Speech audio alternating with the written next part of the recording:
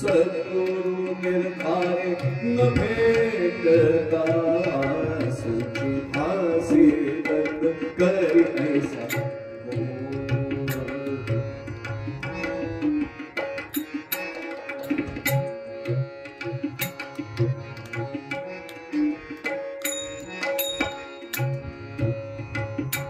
वासना निशेष निवारेल तेव्हा भेटेल तुकोबा सद्गुरु को भेटेल तुकोबा सद्गुरु को संचितासे दर्द करी ऐसा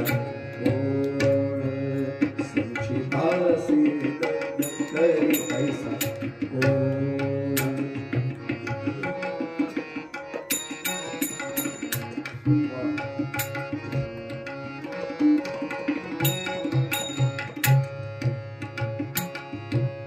बहिणी म्हणे माझा जाऊ पाहिजे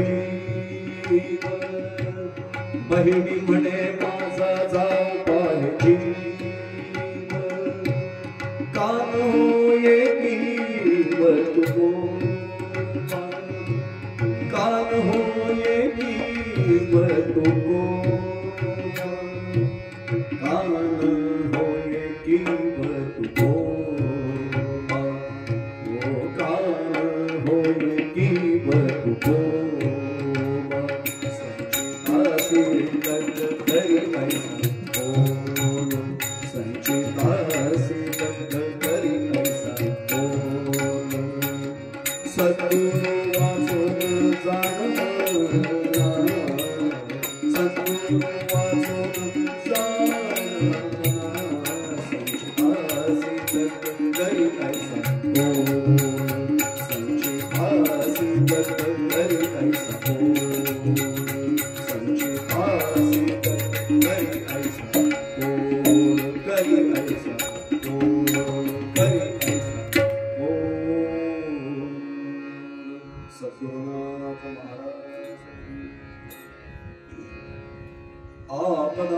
आपदामपहर्तारं दातारं सर्वसम्पदां लोकाभिरामं श्रीरामं भूयो भूयो नमाम्यहम् आदिनारायणं विष्णुं ब्रह्माणं च वसिष्ठकं श्रीरामं मारुतिं वन्दे रामदासं च श्रीधरम् अनेन प्रियतां देवो भगवान् जानकी पतिः श्रीरामचन्द्र पूर्वेशाम् अस्माकं कुलदैवतम् श्रोता वक्ता श्रीराम समर्थ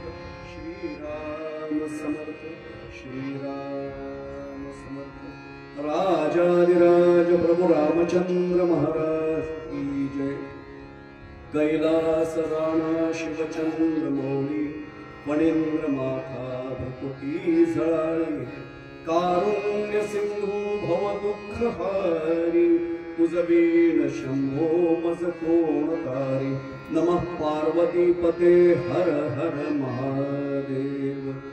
जयाचा जनी जन्म नामार्थ झाला जयाने सदा वास नामात केला जयाच्या मुखी सर्वदा नाम कीर्ती नमस्कार त्या ब्रह्म चैतन्य मूर्ती सद्गुरुनाथ महाराज की जय।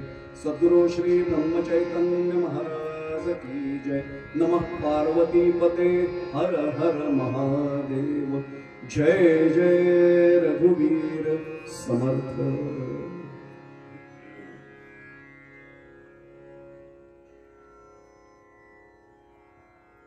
प्रतिवर्षीप्रमाणेच खालापूर तालुक्यातल्या बीड खुर्द येथे मी नेहमीचाच उल्लेख आवर्जून करतो, सर्वाधिक आदर्श स्थान भगवान शंकरांचं आवडतं स्थान असलेल्या अशा या अत्यंत पवित्र मंदिरामध्ये, अशा या प्रांगणामध्ये आजच्या महाशिवरात्रीच्या पर्वणी निमित्त आयोजनात आलेला हा उत्सव आणि ही सायंकाळची कीर्तन सेवा, या सेवेला उपस्थित असणाऱ्या आपल्यासारख्या समस्त देवतुल्य मायबाप श्रोत्यांचा प्रथम चरण स्पर्श करतो, माझ्या उभय साथीदारांना वंदन करतो। कृतीने शक्य नसलं तरी मनाने भावनेने आपल्या सर्वांच्या चरणी साष्टांग प्रणिपात करतो. प्रत्यक्ष पांडुरंग परमात्म्याला, भगवान श्री रामचंद्र प्रभूंना, आपल्या समोरच अधिष्ठान ज्यांचं आहे अशा भगवान महादेवांना आणि माझे सद्गुरू श्री ब्रह्मचैतन्य महाराज यांना प्रार्थना करतो की आजची सेवा त्यांनी त्यांच्या चरणी रुजू करून द्यावी. आज खरं तर माझं अनेक बाबतीत परमभाग्य आहे. माझी संप्रदायाची मंडळी दरवर्षीप्रमाणे इथे नेहमीप्रमाणे मला भेटलीच आहेत. माझी या जातीचा भेटू माझं कोण, ती मांदियाळी मला मिळाली त्यासाठी आनंद. आपल्याच पंचक्रोशीतले, आपल्या गावचे, ज्यांची कीर्ती सर्वत्र पोचले असे संगीत क्षेत्रातले दिग्गज आमचे कर्णूक सर आज मला आशीर्वाद देण्यासाठी खरं तर समोर बसले. ती माझी प्रांजळ भावना आहे सर. ज्यांच्या मार्गदर्शनाखाली आणि नेतृत्वाखाली कर्जत, खालापूर हा तालुका पूर्ण सुरक्षित होता आणि आजही अध्यात्म क्षेत्रात ज्यांची वाटचाल अत्यंत अधिकारी पद्धतीने सुरू आहे असे आमचे शितोळे साहेब आणि माझे गुरुबंधू गुरुभगिनी असलेल्या या दोन्ही लक्ष्मीनारायणाच्या जोडीला देखील माझा नमस्कार. थेट निरूपणाला प्रारंभ करतो कारण एका दिवसात 6 चरणांचा अभंग आहे आणि आज कधी न ऐकलेलं एक वेगळं आख्यान देखील आपल्या समोर ठेवायचंय आणि त्यामुळे थेट निरूपणाला सुरुवात करतो. 6 चरणांचा अभंग निवडलाय संत बहिणाबाईंचा. संत बहिणाबाई म्हटल्यानंतर काही जणांच्या लक्षात आधी येत नाही, पण जे संप्रदायातले त्यांच्या यायला पाहिजे लक्षात. त्याचं कारण असं, तुकोबांच्या पट्टशिष्य म्हणून ओळखल्या जाणाऱ्या बहिणाबाई. अगदी एक संदर्भ दिला तर बहिणाबाई लक्षात येतील. संत कृपा झाली इमारत फळा आली, ज्ञानदेवे रचिला पाया उभारिले देवालया. आता अभंग लक्षात येईल. तुका झाला असे कळस भजन करा सावकाश. आता अभंग डोक्यात बसलाय. त्या बहिणाबाई काय त्यांचा आध्यात्मिक अधिकार आम्ही सांगायचा. संप्रदायातल्या ज्येष्ठ महिला संतांपैकी त्या एक.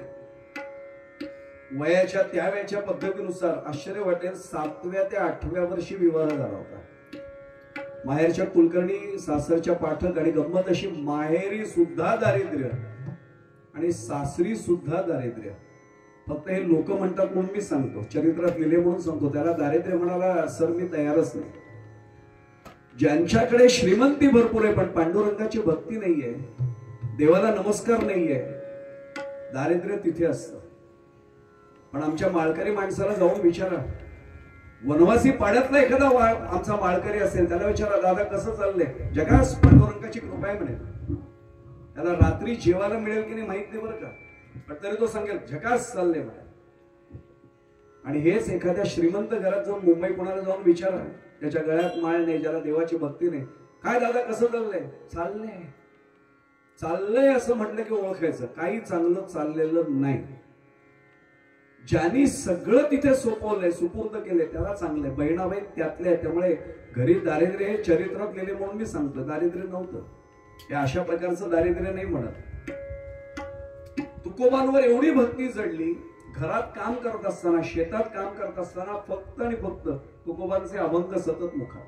आणि तळमळ लागली की तुकोबांची मला भेट झाली पाहिजे, मला त्यांच्याकडनं अनुग्रह झाला पाहिजे. देहूत आल्या आणि आल्यावर कळलं नुकतंच सदेह वैकुंठ गमन झाले.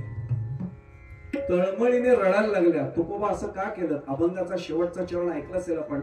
बहिणी म्हणे माझा जाऊ पाहे जीव, का न हो ये कीव तुकोबा. आणि रडायला लागल्या आणि तुकोबांना अनुग्रह द्यावा लागला. तुकोबा आजही आपल्यासाठी येतील, कारण सदैव वैकुंठ गमन आहे. हो, आपल्याला कल्पना आहे, ज्याला आपण जीवन मुक्त म्हणतो अशा प्रकारचे संत आहे. निळोबारायांना आले ना दर्शन द्यायला, बहिणाबाईंना दिला ना अनुग्रह. मला नाही मिळत याचं कारण असं, माझी हाक तुकोबांपर्यंत पोहोचतच नाही, ती अर्थताच माझ्यात कुठेतरी कमी आहे. आता आजही तुकोबा येतील आणि मला आशीर्वाद देतील ही खात्री बाळगा. अगदी साधा भाग आहे त्यातला. बहिणाबाईंचा अभंग जो आहे हा सद्गुरूंची महती सांगणारा अभंग आहे. पण मी आज त्या विषयाला फारसा स्पर्श नाही करणार आहे. बहिणाबाईंनी पहिल्या चरणातला एक मोठा आध्यात्मिक गाभा आमच्या समोर ठेवलाय. बहिणाबाई पहिल्याच चरणात म्हणतायत, संचितासी दग्ध करी ऐसा कोण, सद्गुरु वाचोन जाण या लागी सद्गुरु असावा उत्तम, जेणे निमे श्रम संसाराचा. साधा भाग आहे. संचित जे असतं ना त्याला दग्ध करण्याचं सामर्थ्य हे फक्त आणि फक्त बहिणाबाई म्हणतात सद्गुरूंमध्ये. भगवंत सुद्धा आमच्या संचितात आमच्या प्रारब्धात हस्तक्षेप करायला येत नाही. फार जबाबदारीने गादीवरनं सांगतोय आपल्याला. अधर्म पद्धतीने अभिमन्यू मारला गेला, चक्रव्यूह भेदून बिचारा आत गेला. धर्मयुद्धाची रीत काय होती हो? एकाने एकाशी लढायचंय. 6 जण या सुकुमार बालकावर तुटून पडले. हे अधर्मयुद्ध होतं. भगवान गोपालकृष्ण कुरुक्षेत्रावरच होते ना. वडील अर्जुन तिथे होते. अभिमन्यूचा ज्यावेळी मृत्यू झाला, महाभारत किंवा भगवद्गीता काढून मला दाखवा की अर्जुनाने शब्द टाकला भगवंत त्याला उठव ना. अधर्म पद्धतीने मारला गेला त्याला उठव ना. आणि भगवंताचा तो कोण होता? सुभद्रेचा मुलगा म्हणजे सख्या बहिणीचा मुलगा म्हणजे भाचा होता. नाही उठवलं भगवंताने, कारण ज्याचं संचित त्याच्या बरोबरच येणार, ज्याचं प्रारब्ध त्याच्या बरोबरच येणार. फक्त कृपा झाली तर होतं बरं का. एका जनार्दनी भोग प्रारब्धाचं हरी कृपे त्या.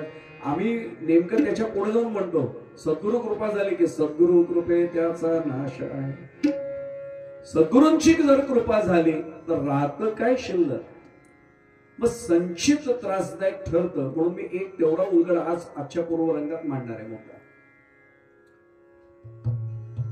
3 प्रकारची कर्म सांगितली जातात. एक क्रियमाण कर्म, दुसरं आहे आता सांगितलेलं बहिणाबाईंनी उल्लेख केलेला संचित कर्म, आणि हे साठलं आणि पुढच्या जन्मापर्यंत थांबलं की त्याचं तयार होतं प्रारब्ध. प्रारब्ध याचा अर्थ फळ देण्यासाठी परिपक्व झालेलं संचित म्हणजे प्रारब्ध. आता ते फळ द्यायला तयार झाले, तत्पर आहे. कर्म केल्यानंतर त्याचं फळ मला भोगायचं नाही, होऊच शकत नाही. आपण सगळे अधिकारी श्रोते आहात, व्यासंगी श्रोते आहात, अभ्यासू श्रोते आहात म्हणून जरा एक वाक्य सांगतो. कर्तृत्व आणि भोक्तृत्व यांची बेरीज म्हणजे आहे हे मायासारखा जडजीव. कर्तृत्व आहे, कर्म केलं फळ भोगावंच लागतं, फळ भोगावंच लागतं. कर्तृत्व आणि भोक्तृत्व यांची बेरीज म्हणजे माझ्यासारखा जडजीव, सामान्य जीव. कर्तृत्वाची बेरीज आणि भोक्तृत्वाची वजाबाकी म्हणजे संत. कर्म करतात पण फळ नाही भोगायला लागत. संत त्यांच्यासाठी काही करतच नाही तर फळ कशाला भोगायला लागेल. संतांनी कृपा केली की नाही. ज्ञानेश्वर माऊलींनी चांगदेवांचं गर्वहरण केलं, अहंकार घालवला. अरे तू जडावर, तू चैतन्यावर बसून येतेस, मी जड चालवून दाखवतो म्हणून भिंत चालवतो. कर्म केलं फळ नाही भोगायला लागलं. याचं कारण कर्तृत्वाची बेरीज आणि भोक्तृत्वाची वजाबाकी म्हणजे संत आहे. आणि कर्तृत्व आणि भोक्तृत्व दोहोंची वजाबाकी म्हणजे भगवान परमात्मा आहे. काही संबंध नाही. त्यांनी फक्त आणि फक्त उत्पत्ती स्थिती लय या 3 जबाबदाऱ्या सांभाळलेल्या आहेत. पृथ्वीची उत्पत्ती केली, पृथ्वीला ठेवलंय, लयाचे देवता समोरच बसले भगवान शंकर. वेळ आली की, आणि खरं सांगू मध्यंतरी 2 वर्ष कोरोनाचे चटके खाल्ले ना, त्यावेळी वाटायला लागलं की बहुतेक कलियुग लवकर येते का, मी संपते का काय. आता कलियुग आलेलंच आहे पण बहुतेक कल्की अवतारापर्यंत थांबतोय का. कल्की अवतार आता उद्याच होतोय. ज्या पद्धतीने आम्ही सगळं चालवलंय ना निसर्गाचं वाटोळ, आपण पटकन म्हणतो काय निसर्ग बदललाय. निसर्ग नाही बदललाय, आम्ही त्याला बदलवलंय. निसर्ग त्याच जागी आहे, वाटोळ आम्ही केले ना. मी एवढ्यासाठी सांगतोय की हे सगळं आपण जर पाहिलं तर लक्षात येतं क्रियमाण कर्म आहे त्याची फारशी चिंता करूच नका. कारण क्रियमाण कर्म घडल्या घडल्या फळ प्राप्त होत लगेच. क्रियमाण कर्म, कर्म केलं फळ प्राप्त झालं, कशाला त्याची चिंता पाहिजे. मी उदाहरण सांगतो.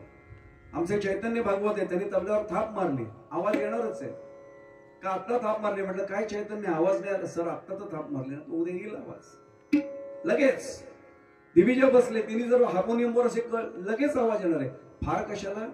सातारा कोल्हापूर जिल्ह्यात सर आम्ही कीर्तन प्रवचनाला जेव्हा जातो, आपण आपल्या संप्रदायाच्या नियमानुसार टोपी घातलेली असते, पण शेतोळे साहेब तिथे बरेचसे असे आखाड्यातले तालमीतले श्रोते निम्मे असतात आणि त्या डोक्याला फेटा असतो. आपण कोल्हापूरला पाहिलेले कार्यक्रम झालेत सर आपले. पण तब्येत अशी मस्त, मिशा वगैरे अशा पिळलेल्या, देणं नाही ना घेणं नाही. उगाच मी एखाद्याला असं काहीतरी केलं, करणार नाही सोडून द्या, माळ नसली तरी करणार नाही, पण माळ आहे म्हटल्यानंतर नक्की नाही करणार.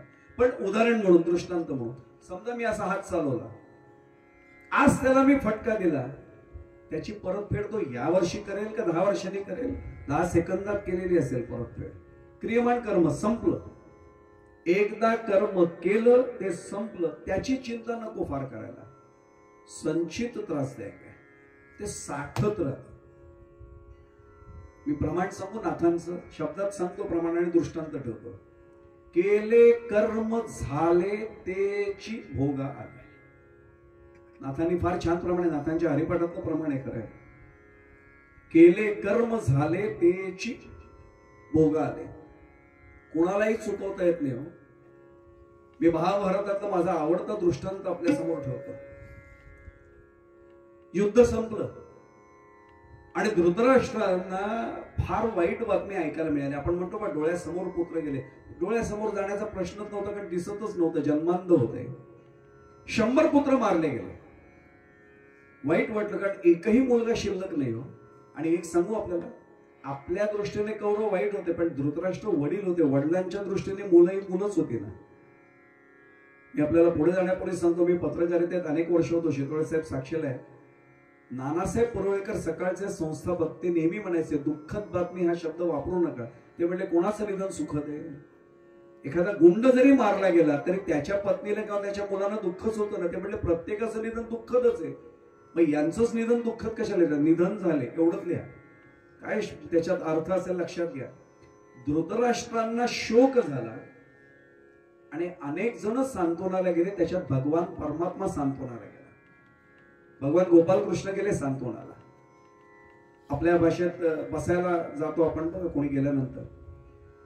तुमच्या माझ्यावर अनेकदा हा प्रसंग आलाय प्रदीपजी. अक्षरशः एक मुलगा जर कोणाच्या घरातला गेलेला असला तरी आपलं धाडस होत नाही. बोलायचं काय, सुरुवात काय करायची?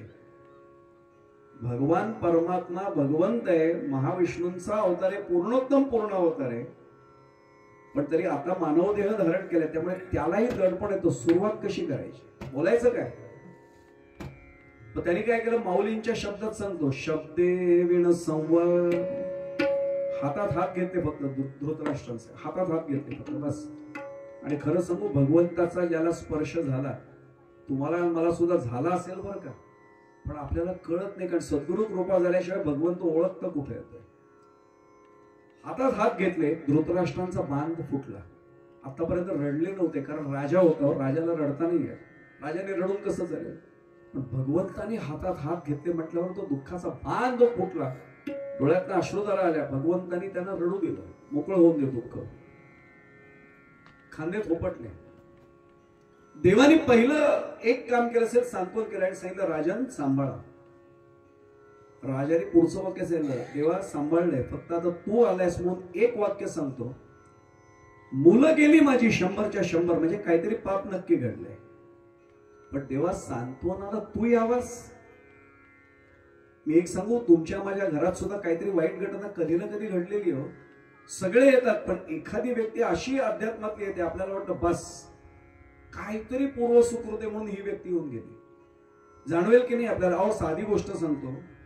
समजा मी घरामध्ये बसलोय आणि करवीर पेठाचे शंकराचार्य, कांची कामकोटीचे शंकराचार्य झाले आणि सांगितलं सांभाळा स्वतःला, बस अजून काय पाहिजे. यांनी सांगितलं भगवंता 4 थी तू आलाय सांत्वन करायला, याचा अर्थ काहीतरी पूर्वसुकृत आहे, काहीतरी पुण्य घडलंय. देव हसले फक्त. ते म्हणले भगवंता आता मी सावरले म्हणून एक थोडा मनातला प्रश्न विचारतो. राजा विचार. त्यांनी प्रश्न विचारला, देवा मला जेवढं काही आठवतंय त्यानुसार मी काही पाप या जन्मात केलेलं नाही, कारण मला दिसतच नाही काही. भगवंत म्हणले पुढचा प्रश्न होण्याच्या आधी एक सांगतो, नकळत एक चूक घडली, मी त्याला पाप म्हणायचं की नाही अजून ठरवलं नाही. म्हणले ते म्हणले कुठलं? दुःशासनाने जेव्हा द्रौपदीच्या वस्त्राला हात घातला, दुर्योधनाने जेव्हा ते कपट घडवून आणलं, शकुनी मामा जेव्हा त्या कारवाई करत होत्या, तुम्हाला माहिती होतं तुम्ही राजा थांबवलं नाही, कारण पुत्र मोहापायी तुम्ही अडून राहिला. मुलगा चुकतोय, पाप करतोय, वडिलांचं कर्तव्य त्याला थांबवायचं, नाही थांबवलं. ठीक आहे पुढे बोला म्हणलं. तेव्हा मग ती चूक नाही, ती चूक नंतर बघू, त्याचं या चुकीशी अंधत्वाशी याच्याशी काही संबंध नाही, पुढचं बोला. त्याने सांगितलं, देवा एक सुद्धा मुलगा मला मुखाग्नी द्यायला शिल्लक नाही राहिला, 100च्या 100 पुत्र मारले गेले, काय माझा अपराध असा घडला होता? देव म्हणले, राजा एक माझं वाक्य लक्षात ठेव, माझ्या दरबारात कधी कोणावर अन्याय होत नाही. मी ज्याचं त्याला आणि जिथल्या तिथे ज्या वेळचं त्यावेळी योग्य माप पदरात टाकणारा माणूस, मी पदरात टाकतो, हा माझा न्याय आहे. मग तेच विचारतंय, माझं काय चुकलं? भगवंतानी एकच काम केलं, धृतराष्ट्राला सांगितलं, राजा मी तुला दिव्य दृष्टी देतो, तुला मागचा एक जन्म दाखवतो. आणि मस्तकावर हात ठेवला, दिव्य दृष्टी दिली. दिव्यम ददामि चक्षु, आपल्याला माहिती आहे अर्जुनाला सुद्धा दिली होती ना दिव्य दृष्टी, पण दिव्य दृष्टी देऊन सुद्धा साकार रूप बघण्याचं सामर्थ्य नाही मिळालं. मी खरं सांगू, आपल्याला तो सगुण रूपात आहे ना तेवढाच चांगला आहे. सदा माझे डोळा जडो तुझी मूर्ती म्हटलेलं आहे, याचा मूर्तीच्या रूपातच आम्हाला तो झेपतो. तो आता सुद्धा तो चराचर सृष्टीत भरलाय, आम्हाला कुठे दिसतोय तो? कारण सगुणाचे मी आधारे निर्गुण पारिजे निर्धारे. आता लक्षात येईल सगळा संदर्भ त्याचा. 50 जन्म मागे नेलं आणि 50 जन्म मागे नेल्यावर दिसलं असं की तो त्या जन्मात एक फासे पारधी होता. पारधी आपल्याला माहिती आहे, तीरकमठा घ्यायचा. आणि शितोळे साहेब हल्ली मी हा दृष्टांत देताना फार जपून शब्द वापरतो, तीरकमठा. धनुष्यबाण म्हटलं ना की तेवढीच क्लिप चालवतात काही जण. मी तर मीडियाशी संबंध आहे माझा म्हणून सांगतो सर, लोक लगेच म्हणतात, अरे कीर्तनकार बुवांनी कोणाला धनुष्यबाण दिलं? आम्ही कोणाला धनुष्यबाण देणार आहे? ज्याचा धनुष्यबाण त्यांच्याकडे, आम्हाला काय माहिती त्याचं? आम्हाला तीरकमठा माहिती फक्त. त्यामुळे हल्ली कीर्तनात फार जपून बोलायला लागतं, प्रत्येक शब्द अंगाशी येऊ शकतो नाही. तीरकमठा काय व्यवसाय होता त्याचा? बाण सोडायचा, तीर लागला की पक्षी मारायचा. राजाने मध्येच प्रश्न विचारला, भगवंता मी पक्षी मारून त्यांचं मांस विकायचो, हे पाप आहे का? देव म्हणला, नाही, तो तुझा व्यवसाय. वर्णाश्रम विहित कर्म करणे हा प्रथम धर्म, निरहंकृती कंजनयन ध्यात जारे, सदा श्रीहरीचे नाम मुखी गात जारे. काही संबंध नाही म्हणले. सजन कसाया संगे मांस विकू लागले, माहिती प्रमाण आपल्या सर्वांना. अहो चोखोबा संगे मेलेली ढोरं ओढलेत देवानी, सजन कसाया संगे मांस विकलंय. भगवंताला व्यवसायात कोणाचा आक्षेप नाहीये, तुझा तो व्यवसाय होता, तर तुला कर्म मिळालेलं होतं, ते कर्म तू करत होतास. देवाला त्यांनी प्रश्न विचारला, घडलं काय? देव म्हणला, पुढे बघ काय केलंस ते. त्याचं लक्ष गेलं एका देवदार वृक्षाकडे, त्याच्यावर भरपूर घरटी होती आणि त्या घरट्यांमध्ये बरेच पक्षी होते. याने विचार केला, एक एक तीर तीरकमठ्यातनं सोडायचा, धनुष्यातनं बाण सोडायचा. अगदी सोपा शब्द सांगतो, परत बोलायचं नाही ठरवलं तरी आता कळेल. एक एक पक्षी मारत बसायचो, खूप वेळ जाईल म्हणला. सोपा मार्ग करूया. खालनं आगोटीच पेटवली हो. त्या अशा ज्वाळा पेटल्या सगळ्या, सगळे मोठे जे पक्षी आहेत, बलवान पक्षी, ते उडाले. पण त्यातले निम्मे पक्षी परत आले. घार हिंडते आकाशी, परिचित तिचे पिलापाशी. निम्मे जे पक्षी परत आले त्या आई होत्या, मादी पक्षी होते. लक्षात आलं, अरे माझी बाळ आहेत घरट्यामध्ये, त्यांना उडता येत नाहीये, वाचवायचा प्रयत्न करायला म्हणून आल्या.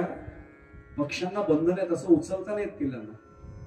या प्रयत्नात त्या मादी पक्ष्यांची दृष्टी गेली, त्यांना अंधत्व आलं. आणि धृतराष्ट्राला, राजाला भगवंताने सांगितलं, मेलेली पिलं बघ घरट्यामधली. बरोबर 100 पिलं मेली. आणलं परत या जन्मात. कळलं तुला? तुझ्यामुळे त्या आईंना अंधत्व आलं, त्यांची दृष्टी गेली, म्हणून या जन्मात तू अंधत्व घेऊन आलास. आणि तुझ्यामुळे 100 पिलं मेली, म्हणून तुझे 100 पुत्र या जन्मात गेले. 50 मारले असते तर 50 गेले असते. आता धृतराष्ट्राने पुढचा प्रश्न विचारला, भगवंता एक शंका आहे, विचार म्हणले. ते बरे भगवंत होते, कीर्तनकार असतात, मी आलोच म्हणून सांगून कधीच पुन्हा धृतराष्ट्राच्या दरबारात नसतो केलं. काय उत्तर देणार या प्रश्नाला? धृतराष्ट्राने पुढचा प्रश्न विचारला, तो अडचणीच आहे. तेव्हा हे 50 जन्म मागे नेलं ना? हो म्हणले. मग एवढे दिवस का थांबला? एवढ्या जन्मात शिक्षा का नाही दिली त्याची? आत्ता का? त्यांनी सांगितलं, राजा तुझ्या प्रश्नाचं उत्तर देण्याच्या आधी एका प्रश्नाचं माझ्या तू उत्तर दे. पक्षी जे होते ते आंधळे होणं आणि ती 100 पिलं मरणं एकाच वेळी घडलं की वेगवेगळे घडलं? म्हणजे हात जोडून प्रार्थना आहे, फार जपून ऐका. आपल्याला प्रत्येक कृतीचं फळ भोगायचंय, म्हणून नीट ऐकूया. महिनाभर उगाच नाही आपल्याला सावध करताय. म्हणजे एकाच वेळी घडलं, हो ना? मग अंधत्व एका जन्मात आणि 100 पुत्र मरण एका जन्मात, हे नाही होऊ शकत. एकाच जन्मात व्हावं लागतं. हो मग मान्य आहे ना. म्हणजे अरे एक मुलगा किंवा मुलगी पोटी जन्माला येण्यासाठी सुद्धा पुण्य जमा व्हावं लागतं. 100 पुत्र जन्माला येण्यासाठी किती पुण्य लागेल? 49 जन्म ते पुण्य साठत गेलं. तोपर्यंत हे संचित दबा धरून बसलं होतं. या जन्मात तुझं पुण्य पूर्ण झालं. 100 पुत्र जन्माला येतील एवढं पुण्य जमा झाल्यावर तू अंध म्हणून जन्माला आलास आणि याच जन्मात तुझे 100 पुत्र मारले गेले. ज्याचं त्याला जिथल्या तिथे जेवढ्यास तेवढं, हा भगवंताचा नियम आहे. याला म्हणतात कर्म विपाकाचा सिद्धांत. किती सूक्ष्म आहे. की नेहमी एक दृष्टांत देत असतो. खरं म्हणजे हा दृष्टांत आमच्या वारकरी बंधू भगिनींना लगेच कळलं. आमच्या संप्रदायात विशेषतः फडावरच्या कीर्तनाचा दृष्टांत आहे. आणि मी नेहमीच सांगतो जिथलं त्याचं श्रेय त्याला द्यावं. हा फडावरचा दृष्टांत आहे. दृष्टांत असा आहे की काही वर्ष झाली त्या गोष्टीला, पण एका घरामध्ये संवाद असा झाला. रात्रीच्या वेळी पत्नीने पतीला सांगितलं, बाबा एक तर तुझे वडील घरात राहतील, नाही तर मी उद्या सकाळपर्यंत किंवा दुपारपर्यंत निर्णय घे, त्यानुसार मी निर्णय घेईन. तो म्हटला कशाला उद्या संध्याकाळपर्यंत? त्यांचं आता 86 झाले. मला माहिती आहे ती किती काळ साथ देणार आहे. तू मला अजून भरपूर साथ देणार आहेस. घरात तू राहशील, त्यांची व्यवस्था मी उद्या करतो. सकाळी उठला आणि वडिलांना सांगितलं, बाबा काशी यात्रेला जायचंय. पुन्हा सांगतो फडावरचा दृष्टांत कीर्तनाचा, वारीतला. वारीला जायचंय आपल्याला, काशीला जायचंय आपल्याला. वारकरी संप्रदायातल्या माणसाला वारी शब्दाशिवाय दुसरं तोंडातच येत नाही. वारीला जायचंय असंच म्हटलं. काशीला जायचंय. बाबा म्हणले उलटी गंगा कशी काय व्हायला लागली? घरात देवाला सुद्धा नमस्कार करत नाही. संध्याकाळ झाल्यावर याला आई नव्हती, वडीलच सगळे दिवाबत्ती करायचे. दिवाबत्ती आपल्याला कळलं परवाच्या म्हणण्यासाठी. हा बघायचा पण नाही. देवपूजा नाही, दिवाबत्ती नाही, नमस्कार नाही साधा. तो उलट वाद घालायचा बाबांची. कशाला ते घंटा वाजवत बसता? उगाच सकाळी सकाळी मुलगा माझा उगाच जागा होतो. असं काय देव घंटा वाजून येणार आहे का? देवावरच विश्वास नाही याचा त्याला अभिमान वाटायचा. वडील म्हणतात जो एवढा नास्तिक आहे, देव मानायला तयार नाही, तो मला काशी यात्रेला कसा काय घेऊन आलाय? जाऊ दे, उलटी गंगा वाहते तर वाहते, आपल्याला काय फरक पडतो, चला काशीला. 7-7:30 वाजले हो काशीत पोचायला. आणि पोचल्यानंतर बाबा म्हटले आता धर्मशाळा बघ. बाबा धर्मशाळा नंतर अरे गंगा स्नान. अरे वेड्या, अंधार. आता 20-25 वर्षापूर्वी किती अंधार असेल करा विचार. त्यावेळी काही कॉरिडॉर झाला नव्हता काशीमध्ये, वाराणसी कॉरिडॉर. त्यांना कळायचं, त्यांना कळलं बरोबर. अरुंद गल्ल्या होत्या, सगळंच विचित्र होतं. बाबा म्हणले पण हा बाबा, अहो मी तुम्हाला सांगायचं का? मी तर नास्तिक, तुम्ही मला म्हणतात. तुम्ही आस्तिक आहात ना. इथे आला आणि गंगेमध्ये स्नान नाही केलं, गंगा मैयाला काय वाटेल? चला स्नानाला जाऊया. वडील बिचारे 86 वर्षाचे असे थकले होते. असे आले त्या पायरीच्या तिथे उभं राहून थरथरत्या हाताने त्या पाण्यात नमस्कार केला, डोळ्याला पाणी लावलं आणि उतरले एक पायरी. काय बाबा स्वतःला आस्तिक म्हणवता आणि देवभक्त म्हणवता? मी तुम्हाला शिकवू का धर्मशास्त्र? इथल्या इथे स्नान करून गंगा स्नानाचं पुण्य नाही मिळत. नाभीपर्यंत पाणी असेल तर स्नान मिळतं. चला. आणि त्याने हात धरून त्यांना हात न्यायला सुरुवात केली. वडील 86 पावसाळे बघून झाले होते. एवढंच म्हणले, बाळा स्पष्ट विचारतो, काही वाईट विचार आहे का मनात? बाबा आता गंगेमध्ये चालू आहे, मनकर्णिकेमध्ये, खोटं कशाला बोलू? वाईटच विचार आहे. तुम्हाला मी इथे ढकलून देणार. ते म्हणले आता माझे काही शारीरिक स्थिती तुला विरोध करण्याची नाहीये. ठीक आहे, आता काय माझ्या नशिबात आहे असं मी म्हणतो. पण बाबा जाण्यापूर्वी एक माझं वाक्य आहे का म्हणलं, काहीतरी तुम्ही पुण्य केलं होतं म्हणून माझ्यासारखा भाग्यवान मुलगा तुमच्या पोटी जन्माला आला. ते म्हणले म्हणजे दुसरा कोणी असताना रेल्वे खाली दिलं सडकलं. मी म्हणून तुम्हाला काशी यात्रेला आणलं, गंगेत तुम्हाला मोक्ष प्राप्तीसाठी आणलंय. वडील म्हणले फारच पुण्य घडले आपल्याकडनं. आणि हा ढकलायला लागला खाली, त्या पाण्यात दाबायला लागला. वडील विरोध करायला लागले. वडिलांना तो म्हणतो होता हो म्हटला, आता काय विरोध करताय? ते म्हणले एक शेवटची इच्छा पूर्ण कर. कसली इच्छा म्हणले? ते म्हणले इथे नको ढकलू. ते म्हणले मग 10 फूट पुढे नेऊन ढकल. अहो इथे काय तिथे काय, गंगा एकच आहे म्हणले. गंगा एकच आहे बरोबर म्हणले. 20 वर्षापूर्वी तू आता जिथे मला ढकलतो ना, माझ्या वडिलांना याच ठिकाणी मी ढकललं होतं. इथे नको, आता पुढे ढकल. आता लक्षात येईल, केले कर्म झाले तेची भोगा. केलेलं फळ टाळता येत नाही. पण पुढे जाण्यापूर्वी सांगू, हा फडावरचा दृष्टांत ऐकल्यावर एखाद्याला वाटेल अच्छा म्हणजे मागच्या जन्मीचं केलेलं पण भोगायला लागतं का? मग कशाला कीर्तन पाहिजे, कशाला प्रवचन पाहिजे, कशाला हरिपाठ पाहिजे, कशाला मंदिरात येऊन दर्शन पाहिजे? मागच्या जन्मी करून आलोय ते आता आपल्या हातात नाहीये. या जन्मी तरी नको काही करायला, म्हणजे पुढच्या जन्मी काहीतरी पुन्हा भोगत बसायला लागेल. नाही तर तुकोबा कान धरून बसले, किती वेळा जन्मायावे नित्य व्हावे फजित. तुकोबा आमचा कान धरून विचारतात, अरे किती वेळा जन्माला येणार आहेस आणि फजिती करून घेणार आहेस. आम्ही मूर्ख होत म्हणून सतत सतत येतोय. आणि म्हणून आम्हाला नेमकं लक्षात गेलं तर की संचित एवढं त्रास आहे. याला आत्ताच शब्द वापरला, कर्म विपाकाचा सिद्धांत म्हणतात. किती सूक्ष्म आहे. बोलता बोलता आलेला दृष्टांतही समोर देतो. एक माणूस जात होता, बाग होती बाजूला. जास्त वर्णन करत नाही कारण नेमका तोच सीझन सुरू आहे. शितोळे साहेब स्वतः चिपळूणला होते इन्स्पेक्टर म्हणून. त्यांना कल्पना आहे त्या भागात गेलं ना, त्या बागेत पाडावरच्या पिकलेल्या आंब्यांचा बाहेर घमघमाट सुटतो. आपल्याला काय सवय झाली साहेब की ते पेटीमध्ये आढी घालून आंबे पिकवायचे, पेंड्यामध्ये, घोंगडीमध्ये, पोत्यामध्ये. मी खरं सांगू तर नाईलाज आहे, माझ्या घरी पण असाच आंबे आम्ही खातो हल्ली.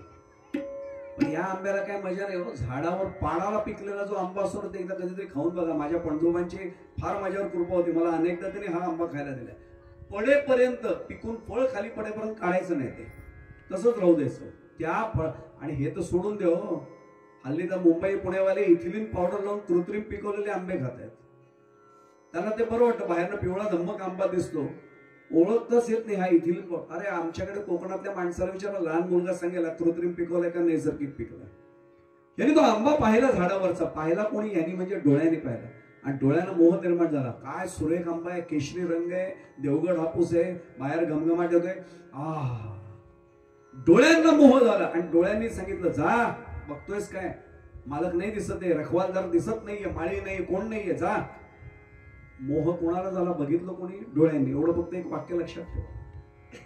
आत गेला बागेमध्ये, आत गेला आणि चालत चालत चालत गेला. पण डोळ्यांना आंबा काय काढता येईना, झाडावर काय डोळ्यांना चढता येत नाही. त्यांनी पायांना आज्ञा केली, चढ झाडावर. डोळ्यांच्या मोहापोटी पायांना मोह झाला आणि पाय आंब्याच्या झाडावर चढले. आता पायांना आंबा तोडता येईना, डोळ्याने सांगितलं पायाने इथपर्यंत आणले. आता हातात तुझं काय काम आहे, या देहाचा अवयव आहेस ना, तोड आंबा. हाताने आंबा तोडला. आता हाताला चव कळेना, खाता येईना. डोळ्याने त्या ओठाला सांगितलं, तुझं काय काम आहे, बघतोस काय नुसता, चोख आंबा. त्याने आंबा चोखला, चव कळेना. मग त्याने जिभेला सांगितलं, तुझं काय काम आहे, रसना म्हणतात ना तुला, चव सांग कशी येते. आणि मिटक्या मारत मारत आंबा खाल्ला. पाठ चोखून चोखून अगदी ती धागे फक्त शिल्लक राहिले, बाकी काही शिल्लक नाही ठेवलं. त्या साली ओरबाडून ओरबाडून अगदी त्याच्या खाल्ल्या, फक्त दोरे शिल्लक ठेवले. तृप्त झाला, खाली उतरला. मालक मागे उभाच होता, तो शेतकरी हाडाचा. आणि एक सांगू सर, शेतकरी खाताना कोणाला त्रास नाही आयुष्यात देणार, तो अन्नदाता आहे. खाऊ दिलं त्याला. आता नाहीतरी काढलाय, चोखतोय आंबा, तर मध्ये काय करायचं, थांबून राहिलं, याचं लक्ष नाही, आंब्याच्या नादात या. खाली उतरला आणि महाराज एक अस्सल दिली हो ठेवून, 60 डिशी ठेवली. आता शेतकऱ्याचा हात कसा लागतो काय तुम्हाला आणि मला अनुभव नाही, पण ज्यांनी घेतला असेल त्याला विचारा. कष्टाचा हात आहे, असा अस्सल बसला. आता मला प्रश्न विचारायचा, रडू आलं त्याला. चव कोणाला कळली, जिभेला. जीभ रडली का? चोखला कोणी आंबा, ओठांनी, ओठ रडले का? तोडला कोणी आंबा, हाताने, हात रडले का? पायाने त्याला तिथपर्यंत नेलं, पाय रडले का? नाही. ज्या डोळ्यांनी ते पाप करायची वासना निर्माण केली, त्या डोळ्यांनाच रडावं लागतं. इतका कर्म विपाकाचा सिद्धांत सूक्ष्म आहे. आता काही जण म्हणतील का हो बुवा, जर कर्म एवढं वाईटच आहे तर करायचंच कशासाठी? आम्ही न कर्म करता राहू. नुसतं उभं राहणं मगाशी सांगितलं कर्म आहे, श्वास घेणं कर्म आहे. कर्म चुकीचं अजिबात नाही हो. भगवंतानी जर आम्हाला कर्म युगामध्ये आणलेले, कर्म वाईट कसं असेल? योगः कर्मसु कौशलम, भगवद्गीतेचा न्याय आहे. आता जाता जाता खुलासा करतो, कर्म वाईट नाहीये, कर्म करण्याची रीत चुकली, गडबड तिथे. कर्म वाईट नाही, कर्म करण्याची रीत चुकली तर गडबड आहे.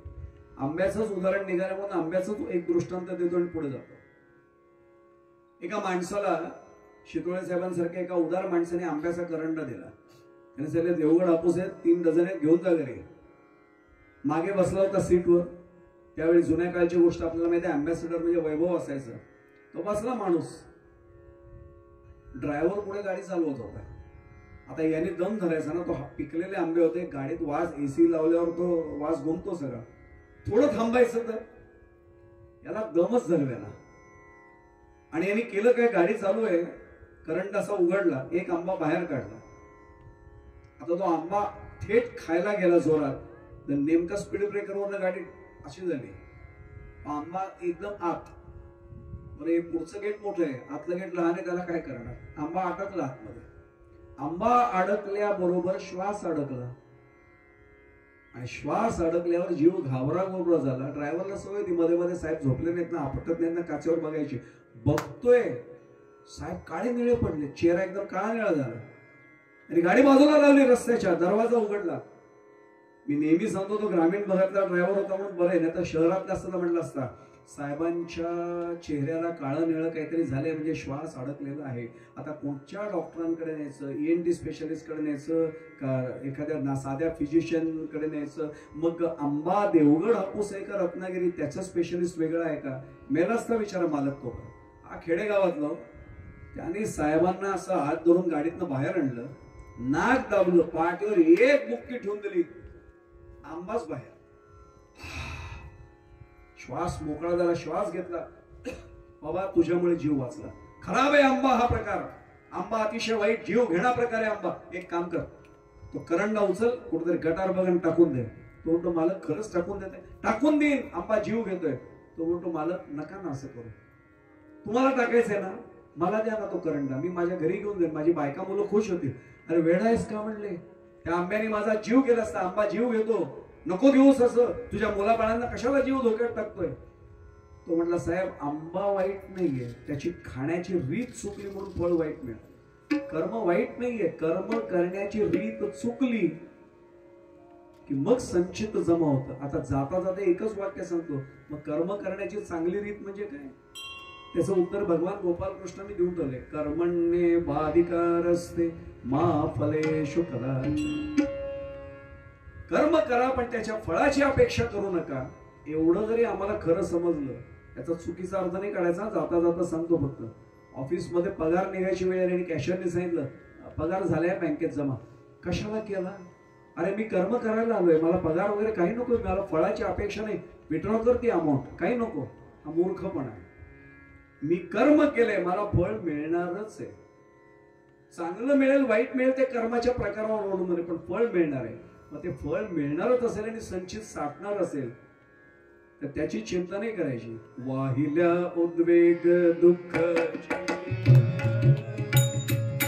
वाहिल्या उद्वेग दुःख जीव, ओढणे ते फळ संचिता, ओढणे ते फळ संचिता, ओढणे फळ संचिता. सांगतायत वाहिल्या उद्वेग दुःखची केवळ, भोगणे ते फळ संचित असे. नका असा उद्वेग करू. संचित जे आपलं आहे त्याचं फळ भोगावंच लागेल. करायचं काय? सद्गुरूंना शरण गेलं की सद्गुरू एक नक्की करतील, संचित जाळून टाकतील. मी एकच वाक्य फक्त सांगतो. श्री महाराजांच्या बाबतीत घडलेला चरित्रातला प्रसंग आहे. महाराज प्रत्यक्ष देहावर होते तेव्हाचा प्रसंग. एका भक्ताने प्रार्थना केली होती, म्हणजे घरी शेवटची इच्छा व्यक्त केली होती. नित्य नामधारक होता, जपून शब्द वापरते, नित्य नामधारक, एक क्षण सुद्धा नामापासून वेगळा नव्हता. आणि महाराजांनी आमच्या एवढं छान सांगितले, जेथे नाम तेथे माझे प्राण ही ओळखावी कोण. सतत नाम सुरू, सतत अखंड नाम सुरू. आम्ही अखंड हरिनाम सप्ताह करतो. मी नेहमी जीव तोडून सगळ्यांना सांगतो, 7 दिवसापुरता अखंड हरिनाम नाही, ते फक्त तव्याचा जाय जवळ बोरसा मग तो सहजची होय आरसा, या न्यायासाठी 7 दिवस करूया. पण बाकी वर्षभर सुरूच राहिलं पाहिजे ना. प्रपंचातला सतत त्या सगळ्या गोष्टींचा बुरसा त्याच्यावर येतो ना, म्हणून माझी अडचण होते. नामधारक होता आणि त्यांनी एकच तिथनच प्रार्थना केली, महाराज मला कळले की माझा शेवटचा क्षण जवळ आलाय, श्वास केव्हाही सुटेल. महाराज मी आयुष्यात काही मागितलं नाही, आणि हे साक्षीदार महाराज होते, कधीच मागितलं नव्हतं. किंबहुना एकच मागावं बरं का, मी महादेव भगवंतासमोर उभा आहे म्हणून सांगतो, शंकर भगवंतांना साक्षी देऊन सांगतो, काही मागावं का देवाकडे अजिबात मागू नये, एक जरूर मागावं. आयुष्यात काही मागण्याची इच्छाच होऊ नये एवढंच मागावं, हे जरूर मागावं. आयुष्यात काही मागण्याची इच्छाच होऊ नये. त्याने महाराजांना सांगितलं, महाराज तुम्ही साक्षीदार आहात, मी काही मागितलं नाही, पण आज मागतोय, माझ्या अंतिम क्षणी आपण या आणि मला घेऊन जा. आणि चरित्र बाबा बेलसर यांनी लिहिलेलं चरित्र काढून पहा. जबाबदारीने कादीवरनं सांगतोय, चरित्रातला प्रसंग सांगतोय. महाराज काही कार्यक्रमानिमित्त लांब होते, पण जेव्हा शेवटचा क्षण आला, महाराज त्या भक्ताच्या बाजूला होते आणि हातात हात घेतला आणि त्यांनी त्या क्षणाला प्राण सोडले. आता मला सांगा, महाराजांच्या हातात ज्याचा हात आहे त्याचं संचित शिल्लक राहील का? म्हणून बहिणाबाई जीव तोडून सांगतात की संचितासी दग्ध करी ऐसा कोण, सद्गुरु वाचवून जाण मला. पुढच्या चरणांचा मी फक्त धावता आढावा घेतो आणि आख्यानाकडे आपण वळू. यालागी सद्गुरु असावा उत्तम, जेणे निमे श्रम संसाराचा. संसार म्हणजे आपला सुरू आहे तो नाही, त्याला प्रपंच म्हणतात. संसार वेगळा आहे. संसरंती यस्मिन भूतानी ससंसार. या जगात येणं जाणं सुरू ना, पुनरपि जननम पुनरपि मरणम पुनरपि जननी जठरे शयनम य संसारे खलु दुस्तारे कृपया पारे पाहे मुरारे. आचार्यांनी तर फार स्पष्ट म्हटलंय, भज गोविंदम भज गोविंदम भज गोविंदम मूढ मते. मी माझ्याकडे बघूनच सांगतोय, मला बघून ते म्हणले, अरे मूढ माणसा, मूढ बुद्धीच्या माणसा, त्याचं स्मरण कर, बाकी काही राहत नाही. आणि त्याचं स्मरण केलं ना की मग संचित कसं उरेल? कारण त्याचं होण्यासाठी आधी संत सद्गुरू यावे लागतात. कशावरून? बहु अवघड आहे संत भेटी, परी जग जेठी करुणा केली. तुकोबांचं प्रमाण आहे. आणि मग जर हे खरंच असं घडलं तर हे संचित जळून जाईल. संचित जळून गेलं की होणारे काय? त्रिविध तापांसी कोण करी शांत, सद्गुरु एकांत न. सद्गुरूंचा एकांत जोपर्यंत जोडला जात नाही तोपर्यंत हे संपत नाही. जन्म मरणाची कथा काही निवारे, सद्गुरु निर्धारे न भेटता. निर्धार केला पाहिजे की माझी सद्गुरूंची भेट झालीच पाहिजे. अशी जर भेट झाली आणि सद्गुरू आयुष्यात चालून आले, काय उरणार आहे संचित? मग संचितासी दग्ध हे आपोआप होईल. शेवटच्या चरणाकडे मी वळतो मुद्दाम म्हणून. तुकोबांची भेट कधी होईल याची तळमळ स्वतः बहिणाबाईंना लागली होती आणि बहिणाबाईंनीच त्याचं उत्तर दिलंय.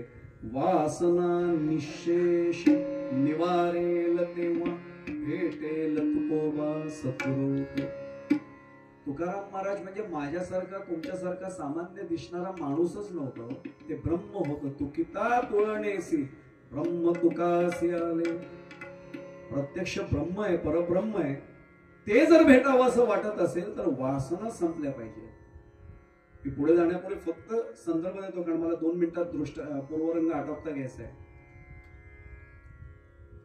सर्वांच्या पाठातला अभंग फक्त आठवलाय म्हणून सांगून ठेवतो. बोलावा विठ्ठल, पहावा विठ्ठल, करावा विठ्ठल, जीव व्हावे. अंतिम चरण काढून पहा. तुका म्हणे देह भरला विठ्ठले, काम क्रोधे केले घर रिते. अहो घर रिकाम झाल्याशिवाय तो पांडुरंग कसा आतील? मग यासाठी वासना निशेष ती संपल्या पाहिजे. कारण जन्म घेणे लागे वासनेच्या संगे. वासना संपेपर्यंत काही खरं नाही. म्हणून सद्गुरूंची भेट होणं आवश्यक आहे. असे सद्गुरू भेटले. फक्त एक जाता जाता शंका सांगतो बरं का. मला एका विद्यार्थ्यांनी प्रश्न हा विचारतात आणि महाविद्यालयीन विद्यार्थी फार चांगले प्रश्न विचारतात. वासनेच्या संगे जन्म घ्यावा लागतो, सगळं पटते, मग वासना संपवायची कशी? मला संतांनी उत्तर दिले, संत चरण रज लागता सहज, वासनेचे बीज जळून आपोआप जळणार आहे. मग त्यांनी मला पुढचा प्रश्न विचारला, आता ज्ञानेश्वर माऊली कुठे आहेत? आता शांती ब्रह्म एकनाथ महाराज कुठे आहेत? आता गोरोबा काका कुठे आहेत? आता सावतोबा कुठे आहेत? आता चोखोबा कुठे आहेत? आता दामाजी पंत कुठे आहेत? आता तुकोबा कुठे आहेत? सगळं मान्य आहे. त्याचं उत्तर संतांनीच दिलेलं आहे. संत चरण रज. रज शब्दाचे दोन अर्थ येतात, दोन. एक भक्तिशास्त्रानुसार रज म्हणजे धुलीकण, तो सूक्ष्म आहे, दिसत नाही. पण आता इथे सुद्धा धुलीकणे आहेत म्हणून आपल्याला प्रकाश दिसतोय. साधा भाग आहे, मी आता विज्ञानाचा तास नाही घेत, पण याला स्कॅटर्ड लाईट म्हणतो आम्ही, याला विकिरण प्रकाश. पुरावा देतो. नामयाचे पाठी चाले केशिराज, लागावया रज चरणीचे. एक अर्थ झाला. पण आता चरण रज लागण्यासाठी संत देह रूपाने नाही आहेत. मग करायचं काय? त्यांच्या ग्रंथांचं वाचन करायला घेतलं. अहो ग्रंथाला नुसता हात लागला ना तरी संत चरण रज आपोआप लागला. एक ज्ञानकण लागला म्हणून तर नामा म्हणे ग्रंथ श्रेष्ठ ज्ञानदेवी एक तरी ओवी अनुभवा. हे घडलं की मग तुकाराम महाराज मला भेटल्याशिवाय राहणार नाही. आणि म्हणून आर्ततेने शेवटच्या चरणामध्ये बहिणाबाईंनी हाक मारले. बहिणी म्हणे माझा जाऊ पाहे जीव, बहिणी म्हणे माझा जाऊ पाहे जीव, कान ये हो कीव तुकोबा. महाराज तुम्हाला माझी कीव काय येत नाही, माझी दया काय येत नाही, माझा जीव जाऊ पाहतोय. आणि मग तुकोबांना यावं लागलं, अनुग्रह द्यावा लागला. आणि नंतर 65 अभंग आज उपलब्ध आहेत. बरेच त्यांच्या मुखातून बाहेर पडले, त्यातले 65 आज ग्रंथरूपाने उपलब्ध आहेत. अशा बहिणाबाई या मूळ अभंगातनं आम्हाला सद्गुरू आयुष्यात आले आणि त्यांची कृपा झाली की त्या संचिताला जाळून टाकतात, ही ग्वाही आम्हाला देतात. असंच संचित जाळलं गेलं तर भगवान शंकरांची कृपा कशी होऊ शकते? ते संचित जाळण्यासाठी कोण सद्गुरू कोणाच्या आयुष्यात आले हे उत्तर रंगामध्ये आख्यानाच्या माध्यमातून आपण नंतर पाहू. मूळ अभंगामध्ये Sanchita